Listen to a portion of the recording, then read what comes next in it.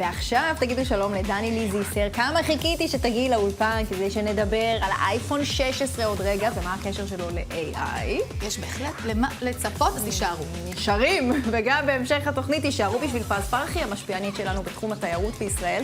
היא הולכת לספר לנו על מלון חדש ומסקרן.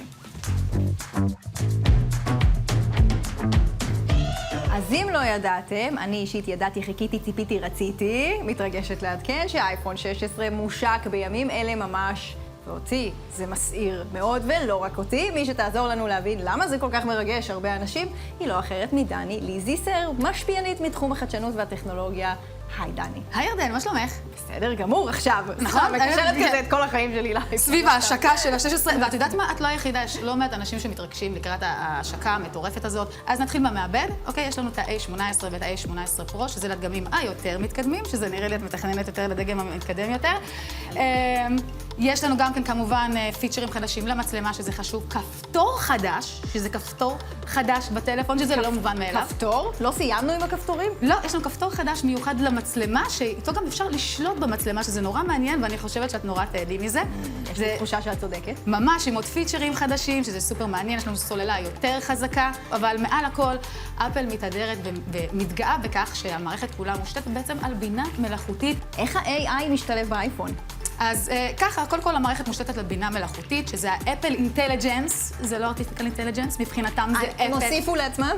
מבחינתם AI זה הראשי תיבות האלה עכשיו, וזה נותן לנו כל מיני פיצ'רים מעניינים, אם זה משדרג לנו את ההודעות טקסט, ואם זה למשל באימייל, מסכם לנו שיחות, שזה נורא מעניין, אבל זה משדרג לנו גם את עיצוב התמונות אישית, ליצור אימוג'ים, את סירי, זה שדרג את סירי, והביא לנו גם צ'אט GDP. בעצם זה מביא לנו כל מיני פיצ'רים של AI שמשדרגים לנו בעצם את כל השימוש בטלפון. יחסוך לנו זמן? בדיוק. וכסף? וכסף. אני לא חושבת שבסופו של יום את צודקת, כל מה שחוסך לנו זמן, חוסך לנו גם כסף, וזה היופי בזה, כשזה גם משדרג אותך בתור יוצר. אז נגיד אנשים שהם יוצרי תוכן, הולכים ספציפית ממש לעוף על הטלפון הזה, ועל הפיצ'רים החדשים, ועל החיישן מצלמה החדש, ועל כל הדברים האלה. ובכלל, אנשים מסוגלנים, אם בא לכם טלפון חדש ומעוצב יפה, זה הטלפון, זה הדבר הבא. יש לנו צבעים חדשים, ירדן, הצבע הוורוד, נראה מהמם. אני אישית מאוד מתרגשת ממנו. אוקיי, עשית חשק. אז בשביל לחסוך כסף, כמה כסף הוא יעלה לנו? יפה מאוד, אז המחירים באמת, שוב, זה לא הכי זול, אבל חשוב לציין שזה טלפון חדש, פרו, חזק, זה בעצם מחשב בכף היד שלנו, זה גם מצלמה.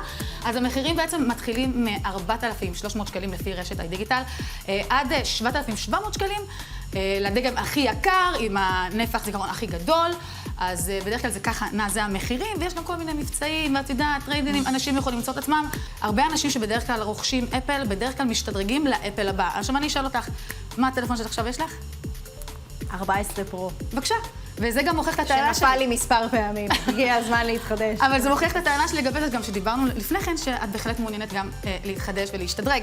ובדרך כלל אנשים שיש להם חוויות טובות אם כבר אנחנו בטלוויזיה. ואת תביני כמה תמונות כאלה תוכלי לעשות, ותוכלי ליצור מלא דברים מגניבים, וגם אמרתי לך, תוכלי ליצור אפילו אימוג'ים חמודים היום בטלפון הזה. ה-AI שלי יוכל ליצור עוד רגע אימוג'ים. בהחלט. אז זה הולך להיות סופר מגניב, ובהחלט כל המדינה על הרגליים על הדבר הזה, כמו שכל העולם על הרגליים, וזה מדהים לראות באמת איך ישראל גם בתוך הלופ ובכל הטירוף הזה של האייפון 16.